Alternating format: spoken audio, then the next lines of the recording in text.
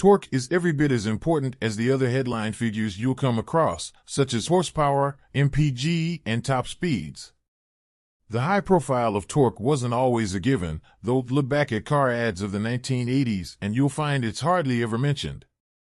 That's mostly due to the extra weight of new cars today. Modern motors are so loaded down with technology, luxuries, and safety kit that they weigh far more than their equivalents from decades ago. It's even more true in the case of electric cars, which carry all that plus hefty batteries.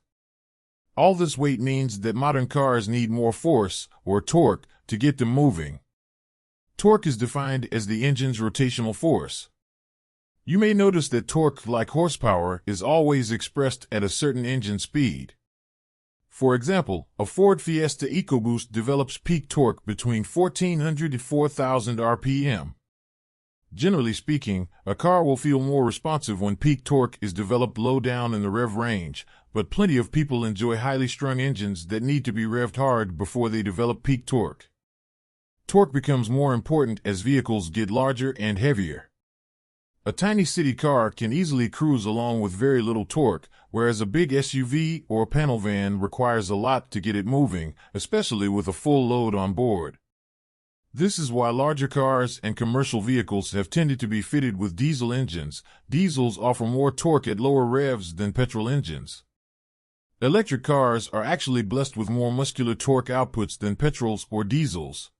Before we move on, I want to bring attention to the fact that 79% of my viewers are not subscribed to my channel. Come on, fam. Hit that subscribe button and support the channel. It really helps out. Moving on. That's because they deliver their full torque output immediately power is deployed, leading to very lively performance off the line.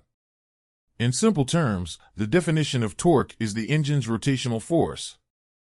It differs from horsepower as it refers to the amount of work an engine can exert, while horsepower defines how quickly that work can be delivered. It's why torque is often referred to in layman's terms as pulling power. Torque is usually measured in Newton meters or pound-feet. The latter not to be confused with foot-pounds, as 1 foot-pound refers not to a twisting force, but to the amount of energy required to raise a 1-pound weight by a distance of 1 foot.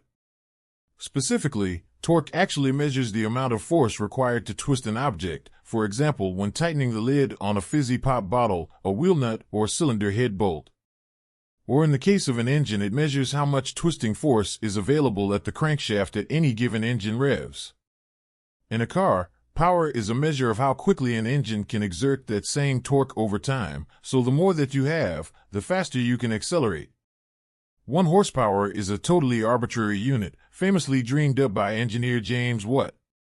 It is the equivalent of a single horse lifting a 33,000 pounds weight over a height of 12 inches in 1 minute, or 33,000 foot-pound per minute.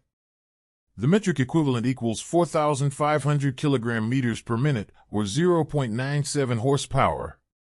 Brake horsepower is marginally lower than horsepower, but is an arguably more accurate measure, as it takes account of power lost to an engine's internal friction. Basic torque equations. Let's say we're using a half-meter long wrench to tighten a wheel nut, and we need to lean on the far end of the wrench with a force of 50 newtons to do it up tightly. Simply multiplying the two numbers gives us the required torque figure in Newton meters. If you want to keep it old school, you can measure distance in feet and force in pounds. This time our wrench might be 18 inches and we're applying 20 pounds of force at the far end.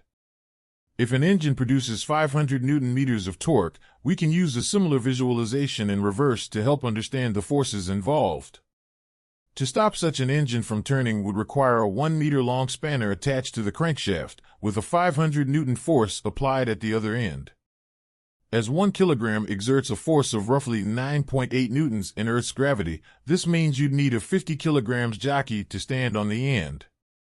If that doesn't sound like much effort to stop an engine making a 500 Newton meters, don't forget that torque at the wheels is multiplied significantly by gearing down the engine revs.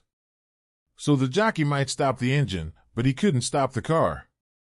Torque and horsepower are very closely related, because in an internal combustion engine you can't have one without the other. This means that if you compare two engines with different torque outputs, the higher torque motor will always make more horsepower at any given engine speed. However, many high-torque engines are not built to rev that highly. Think of a punchy diesel, so ultimate power figures are often compromised. In contrast, a high-revving petrol sports car may be engineered to have a lower torque figure, but its extreme power delivery at high engine speeds allows it to go faster. That's why for everyday motoring, the punch and flexibility of a high-torque engine is often more rewarding, and it's vital when you need a vehicle for pulling big trailers or carrying heavy loads. In normal driving, torque is often more relevant than horsepower, and that's why we pay so much attention to it in the car reviews. Thank you for the attention and have a nice day.